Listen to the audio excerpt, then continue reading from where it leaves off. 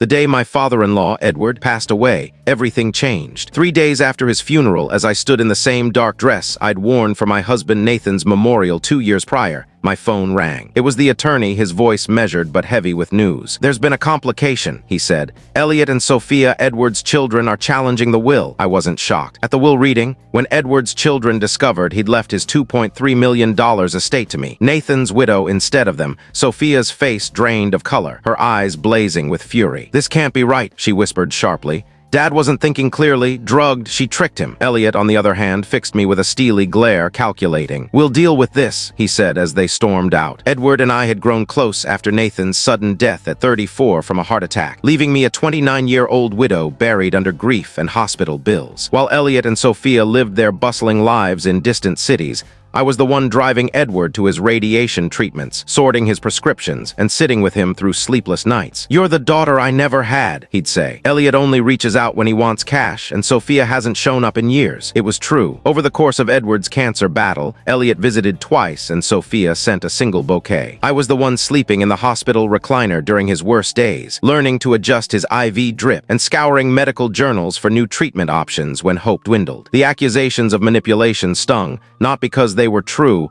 but because they twisted my care into something sinister. It began 6 months before Edward's death when he asked about my finances. I admitted the truth. Nathan's medical debts had left me struggling, working extra shifts as a dental assistant to keep my head above water. "Nathan would want me to look after you," Edward said. "Let me help." I refused his money, but Edward was relentless, starting small, covering my groceries, fixing my car, insisting it was what Nathan would have wanted. Each time I resisted, his stubborn expression reminded me of my late husband. Then came the pivotal moment. Edward had just endured a grueling radiation session. We sat in his hospital room when he mentioned his will. "Elliot and Sophia don't need my money," he said softly. "Elliot's pulling in 6 figures in software. Sophia's married to that investment banker. But you—" He didn't finish, but I understood. I was scraping by while his children thrived, rarely checking on their dying father. "I'm changing my will," he declared. "I want you to have everything," I protested immediately. "Edward, that's not fair. They're your kids, are they?" he asked, his voice sharp with pain. "When did they last call just to talk? When did they ever put me first?" For 3 weeks, I tried to dissuade him, suggesting a split estate or a modest share for me. But Edward was resolute. "You've been more family to me in 2 years than they have in decades," he said. The day he signed the new will, guilt churned in my stomach.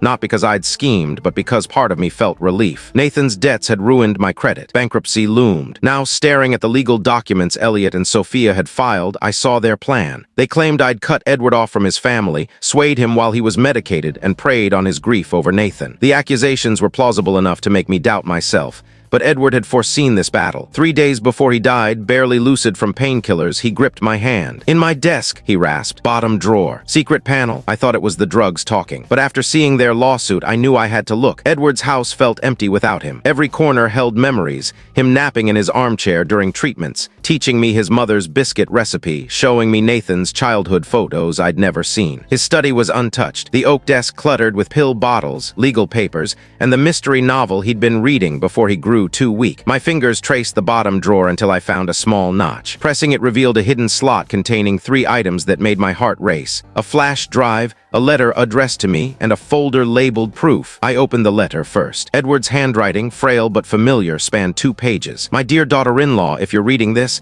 Elliot and Sophia are likely fighting the will." I knew they would, so I spent the last year gathering evidence. The flash drive has recordings of every call with my children over the past 18 months. You'll hear how often they reached out, what they said about my illness, and their true feelings about you and Nathan. The folder holds financial records showing how they've used me as a cash machine for years, plus proof of their character. I'm not giving you this to harm them, but to protect what's yours. You earned this through love and sacrifice. Don't let them steal what Nathan would want you to have. All my love, Edward. I plugged the flash drive into my laptop, hands shaking. The files were neatly organized by date, each labeled with Edward's precision. The first was from 14 months ago, Elliot calling after Edward's diagnosis. "Hey, Dad, heard about the cancer. That's rough. Look, I've got this new business venture, but I need $12,000 to get started. Since you're not spending much now," Edward's voice was calm but weary. "Elliot, I'm starting radiation soon. I might need that money for treatment. Come on, Dad, you've got insurance. This is a solid deal. I'll pay you back." The next file was Sophia, weeks later. "Daddy, I'm so sorry about your diagnosis. I wanted to visit, but with the kids and Mark's work, it's chaos. Oh, did Elliot mention his project? We could use help with Chloe's private school fees, $7,000 a semester. You always said education mattered. I listened to months of calls, demands for money cloaked in concern,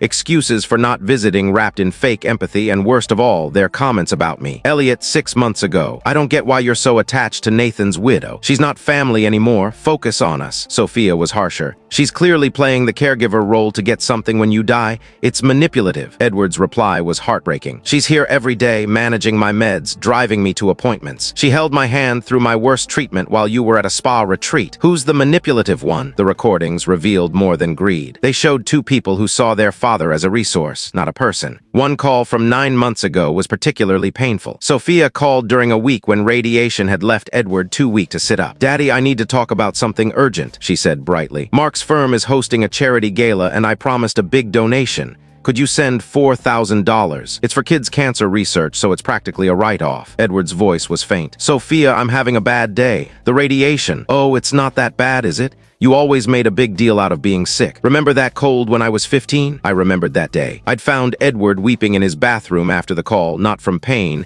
but from realizing his daughter saw his cancer as an act. Elliot's call from the same time was worse. He rang after Edward learned the radiation wasn't working. "Dad, quick thing.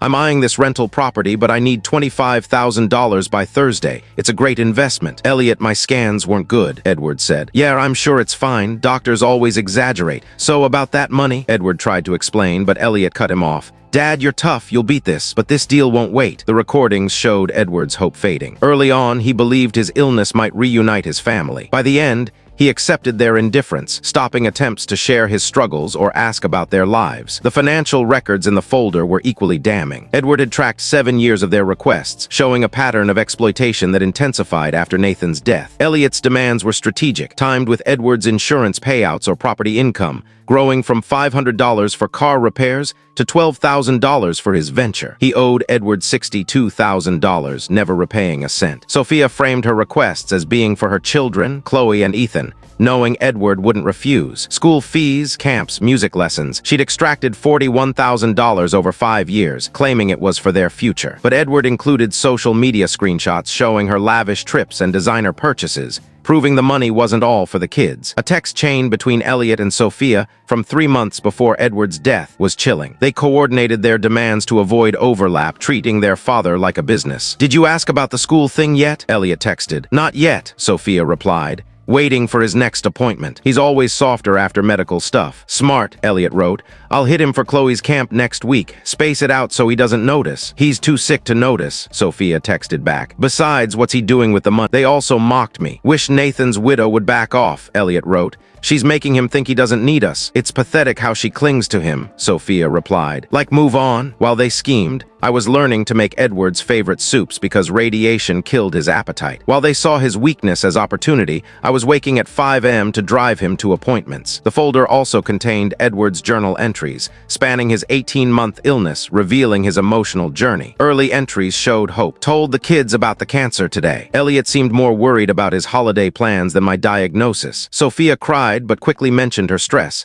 "Maybe they're just in shock. Radiation starts tomorrow." Nathan's widow offered to drive me. I said it wasn't needed, but she insisted. As months passed, his disillusionment grew. Sophia visited for Ethan's birthday, spent most of it texting, asked for money for Ethan's braces twice, didn't ask about my treatment. Elliot called about another investment. When I mentioned my scans showed growth, he brushed it off. How did I raise children so detached? The entries around the will change were raw. Been thinking about what family means. Elliot and Sophia will fight over the estate, but will they remember how I take my tea? Nathan's widow knows I need a fan to sleep, that I can't eat after radiation. That's family. Decided today, Nathan would want her cared for. She's the only one who's cared for me. The final entries, written days before his death, showed peace. Signed the new will. She tried to stop me, suggested just covering Nathan's debts. But this isn't about her, it's about them. They need to learn love isn't transactional. Told her about the hidden panel today. They'll fight the will not for love, but for money. Armed with this evidence, I hired Laura Bennett, a seasoned estate lawyer. This is extraordinary, she said, reviewing Edward's files. He built our case before he died. The legal fight began 2 weeks later when Elliot and Sophia filed their contest, hiring a top-tier firm, Coercion and Partners. They argued Edward was mentally unfit due to medication and illness, that I'd isolated him and manipulated his grief over Nathan. Their petition painted me as a cunning opportunist who'd infiltrated his care to seize his wealth. Their claims twisted truths.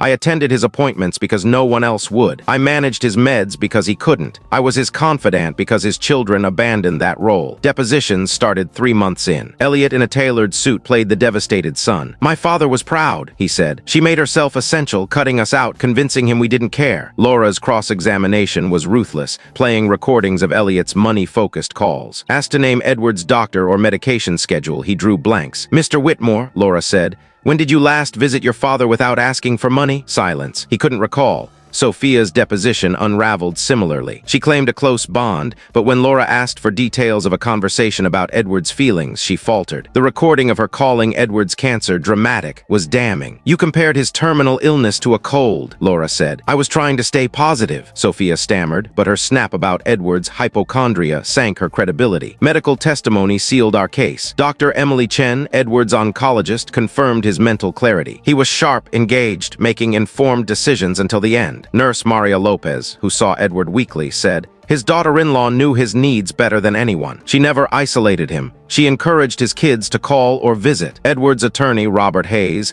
testified that Edward was clear about leaving everything to me, anticipating his children's challenge. He said they saw him as a bank, not a father, Hayes said. The trial began 6 months after the filing. Coercion and Partners argued the will change was evidence of manipulation, painting a sympathetic picture of disinherited children. But Laura's evidence, recordings, financial records, Edward's journal, dismantled their case. The final blow was Edward's last recording. I'm leaving everything to Nathan's widow because she loved me without expecting anything. That's family. The jury took 4 hours to uphold the will, rejecting all claims. The victory preserved my inheritance but exposed Elliot and Sophia's callousness publicly. Their community turned on them. Elliot's startup failed, his reputation in tech ruined. Sophia's social circle shunned her and her marriage collapsed. Their children, Chloe and Ethan, learned the truth, straining their relationships. A year later, Chloe, 16, called me apologizing for her mother's actions. I didn't know how sick Grandpa was, she said. Was he okay at the end? He was at peace, I told her. He loved you and Ethan deeply. I set up college funds for them, honoring Edward's wishes. Ethan, 14, later contacted me, furious at his parents' lies. Mom said Grandpa was fine, but he was dying, he said. He wasn't alone, I assured him. 3 years on, I live in Edward's house, now a mix of his and my memories. His study is a library, his armchair by the window. I started a foundation with the inheritance, supporting caregivers with respite care and financial aid. Elliot moved away, rebuilding quietly. Sophia, post-divorce, struggles as a realtor, her relationship with her kids fractured. Last year, she called, remorseful. I lost Dad, not just the money, she said. Would he have forgiven me? He never stopped loving you, I replied.